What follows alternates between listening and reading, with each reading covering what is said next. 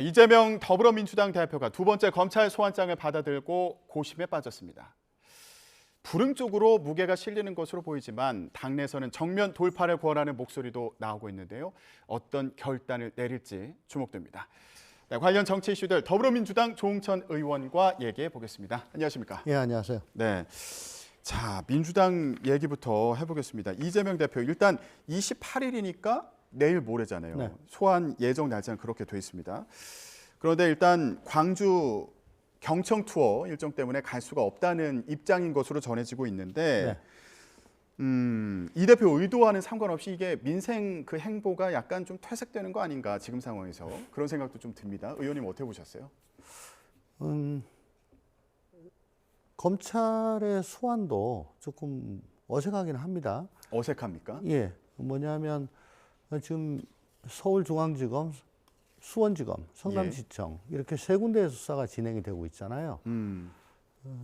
뭐 비단 뭐 제1야당의 대표가 아니라고 할지라도 피의자가 이렇게 한 세 군데에서 동시다발적으로 수사가 벌어지고 있다 그러면 좀 한 군데에서 좀 모아가지고 좀 해주십시오 수사를 라고 요청을 한다면은 대개는 그 부탁을 좀 들어주기도 하고요. 또 특히나 어쨌든 국정의 한 축을 담당하고 있는 제1야당의 대표인데 세 군데에서 어느 정도 수사를 마무리를 하면은 이제 그 이후에 뭐 이재명 대표를 불러가지고 미주알 구주알 사실관계를 다 물어볼 건 처음부터 끝까지 뭐 몇 날 며칠을 계속 불러가지고 물어볼 건 아니잖아요. 예. 그러니까 거의 수사 끝단에서 물어볼 건데 그러면 통상 이런 경우에는 사건을 한 군데 예를 들어 서울중앙지검 정도에 모아가지고 끝에 이제 확인 정도 하는 그런 절차를 거치게 되는 거죠. 네. 근데 느닷없이 성남지청에 나오시라라고 하는 건 그러면 수원지검, 중앙지검 여기 따로따로 다 부르겠다는 거냐라는 물음표가 생기지 않을 수가 없습니다. 그리고 또 소환 절차란 것도 예. 사실은 그동안에 뭐 전례를 보면 나중에 보니까 뭐 비공개 소환 조사를 받았다라고 알려지는 경우도 꽤 보셨잖아요. 예. 뭐 그렇게 소환을 했다라고 알리는 것이 목적이 아니고 조사를 하는 게 수사를 하는 게 목적이라면은 그 전에 미리 충분히 조율을 해서 그러면 언제 가져오십니까? 이렇게 서로가 일정 조율 같은 거를 잘 좀 해야 되는데 그거 없이 그냥 뭐 툭 우리 이렇게 불렀다. 그 자체를 노리는 거 아닌가 하는 그런 의구심이 들 정도예요. 그래서 조금 어색합니다. 예. 그러면 그 의도가 의원님 보실 때는 이제 소환해서 포토라인에 서서 이재명 대표가 그 장면이 잡히는데 좀 무게를 둔 거 아니냐 이렇게 생각하시는 거예요? 검찰 공보준칙이라고 있죠. 그게 문재인 대통령 때 조국 장관 때 포토라인이 없어졌습니다. 그게 아직 개정이 안 됐어요. 그래서 네. 박지원 전 원장처럼 나는 포토라인을 만들어주라 그 앞에 서겠다라고 굳이 적극적으로 원하지 않는 이상은 검찰하고 협의를 해서 나 비공개 소환해주라 라고 한다면은 포토라인에 쓰지 않습니다. 그럼 의원님이 보실 때는 어떠세요? 일단 검찰이 지금 시점에 소환한 게 여러 가지로 어색하다 이렇게 지적은 해주셨습니다만 아니 소환 방식이. 예, 소환 방식이. 근데 일단 소환 요구가 왔으면 네. 나가서 직접 의혹을 해소해야 된다. 당내에서 이런 의견도 나오는 상황이잖아요. 네. 의원님 어떻게 보시는지. 그리고 아까 말씀하신 것처럼 박지원 전 국정원장처럼 포토라인에 서서 자신의 입장을 밝히고 이제 들어가는 경우도 가능한 거잖아요. 예, 그런 상황에 대해서는 어떻게 보시는지. 물론 지금 저 도이치모터스라든가 대통령 가족 혹은 여권과 관련된 수사는 전혀 진척이 되지 않고 뭐 수사에 열의도 없고 그래서 과연 이게 공평한가 형평성이 있는가에 대한 물음을 하지 않을 수가 없습니다. 왜 한쪽만 이렇게 들고 파냐? 예. 이 점은 우리가 민주당이 나서가지고 전면적으로 계속 얘기를 해야죠. 이게 과연 정당한 검찰권의 행사인가? 그리고 또 아까 좀 전에 제가 말씀드렸다시피 검찰의 소환 이게 망신주기 아니냐라고 또 얘기를 해야죠. 그렇지만 그것과는 별개로 검찰이 어쨌든 소환 요구를 했는데 마침 그 날짜가 광주 일정이. 예, 미리 정한 일정하고 겹치니까 저 같으면은 당신들 일방적으로 그날 나오라고 했는데 그날 내 일정하고 겹친다. 이러고 저러고 해가지고 지금 이건 여러 가지로 좀 맞지 않지만은 예. 일정을 다시 정하자. 어. 그래서 나는 이런 여러 가지 부당함에도 불구하고 난 떳떳하기 때문에 내 날짜 맞는 대로 난 가겠다. 그리고 검찰 수사의 부당함을 난 얘기하겠다. 라고 당당하게 맞서는 게 옳다.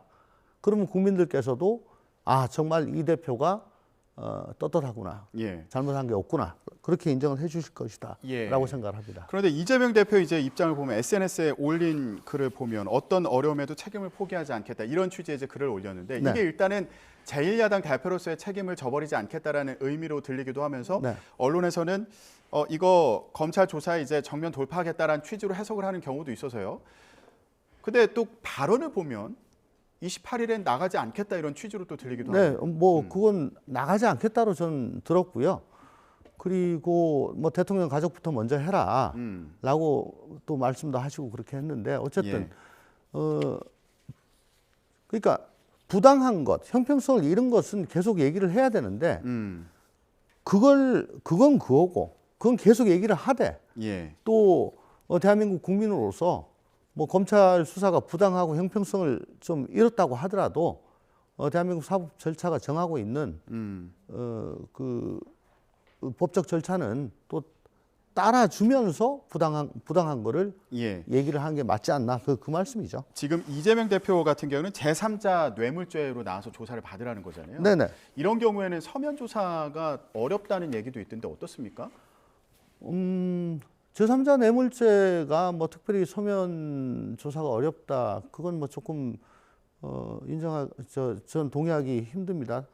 그 부정한 청탁이 있었느냐 여부가 관건이 될 건데요. 예.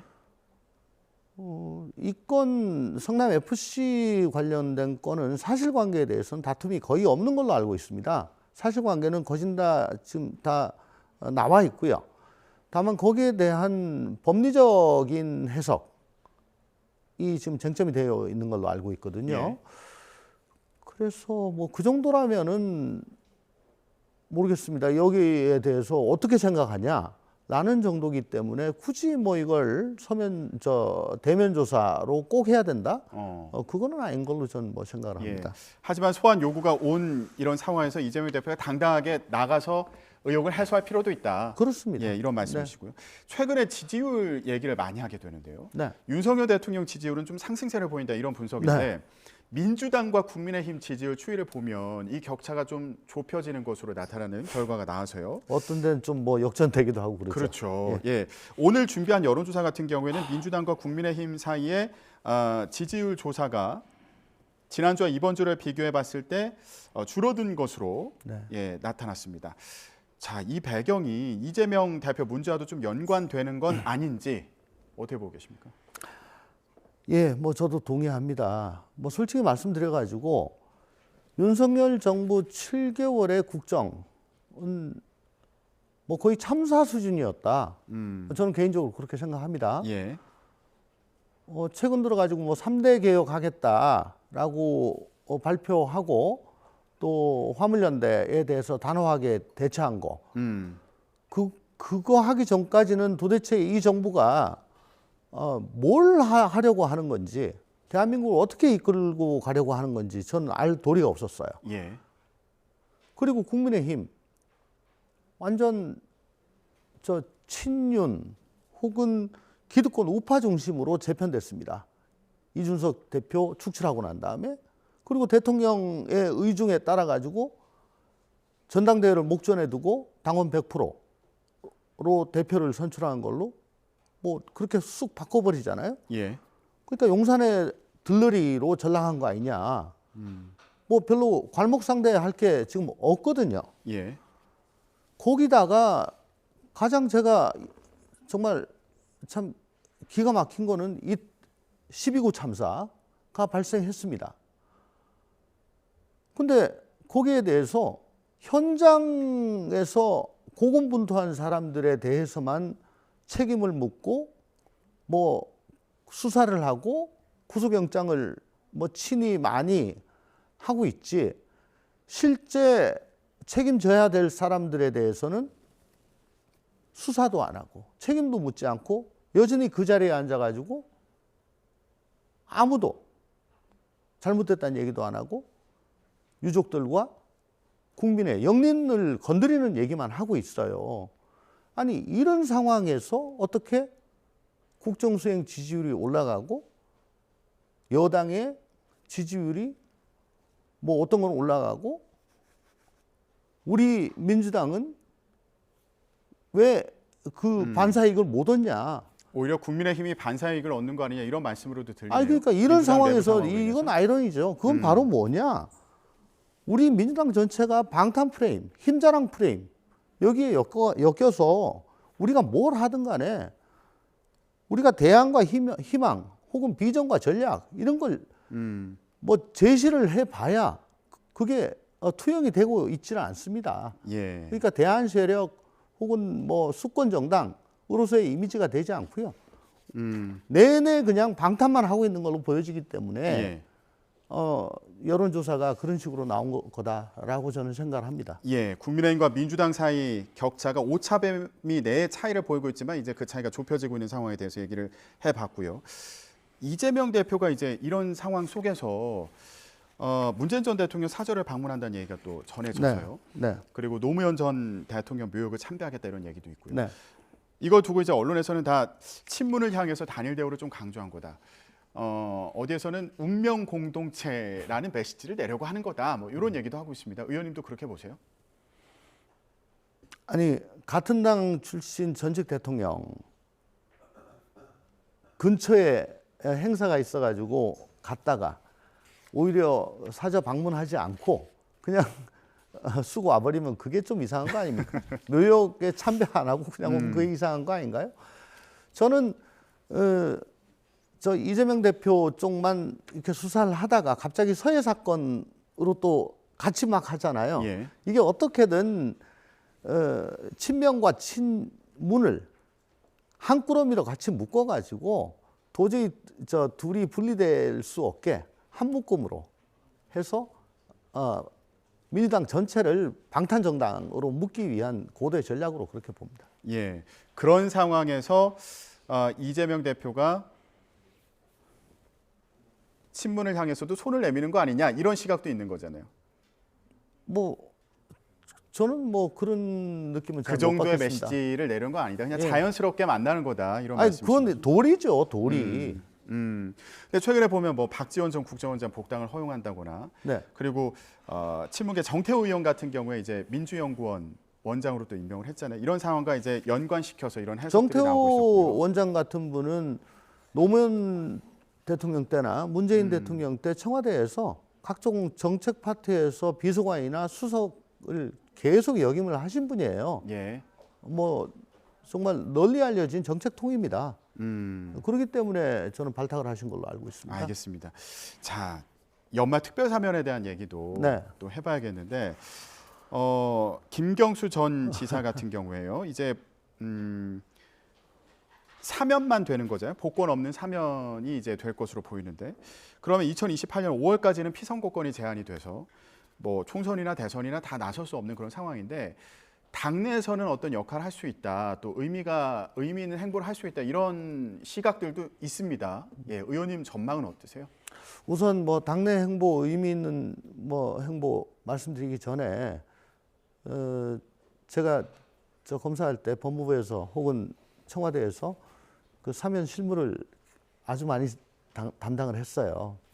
그래서 사면의 기준 같은 건 좀 알고 있다고 자부하는 편인데 대개 이제 사면할 때는 명분은 국민 통합으로 내 겁니다. 근데 MB에 대해서는 사면에 대해서 굉장히 부정적인 여론이 높아요. 지금도. 근데 또 김경수 전 지사는 나 사면시키지 마라. 이 사면은 사면이 아니고 가석방이다. 라고 하면서 심지어는 친필로 뭐 편지까지 썼잖아요. 이런 경우는 없었거든요. 이런 사람을 또 속 좁게 복권은 빼고 사면만 그냥 시켜줬거든요. 이렇게 보니까 이거는 MB를 복권까지 사면 복권 시켜주기 위해서 그 싫다는 사람을 복권은 빼고 이렇게 구색 맞추기로 되는 것밖에 안 보이잖아요. 예. 이게 이러면 국민 통합이 되겠습니까? 이런 식으로 사면할 것 같으면 이건 국민을 더 갈갈이 찢어놓는 거죠. 사면의 취지에 반합니다. 그리고 또 한 가지 더 말씀드리고 싶은 거는 벌금형이 미집행된 게 있으면은 벌금은 다 내시라라고 하고, 그러니까 벌금을 다 내는 걸 조건으로 사면을 해드렸습니다. 그게 왜냐? 벌금 집행시효가 옛날엔 3년, 지금은 5년인데요. 그러면 5년 지나면 벌금을 집행을 못해요. 실제 현금으로 벌금 내는 분이 얼마나 되냐? 2020년 기준 14%입니다. 나머지 57%인가가 노역장 유치고 나머지 30% 정도는 아예 집행을 못합니다. 그런데 이렇게 82억의 거액 벌금을 그냥 사면을 해주죠. 이명박 전 대통령이. 예, MB. 그러면 더 떨어집니다. 지금 안 그래도 저 벌금 집행 안 되는데요. 82억 벌금 미집행해줬다? 그럼 나도 뭐 안 내지 뭐. 재수 없어서 저 뭐 걸리기 전까지는 안 낸다. 지금 경찰관들이 벌금 미집행자 적극적으로 잡는다는 얘기 못 들어봤습니다. 검찰은 역부족입니다. 네. 다른 경우에도 이제 영향을 미칠 수 이건 있다. 법 취지에 굉장히 악영향을 미치는 겁니다. 알겠습니다. 자, 민주당 내부 사정까지 얘기를 나눠봤습니다. 네, 오늘 정치권 이슈 얘기는 여기까지 듣도록 하겠습니다. 더불어민주당의 조홍천 의원과 함께 얘기 나눠봤습니다. 말씀 고맙습니다. 네, 감사합니다.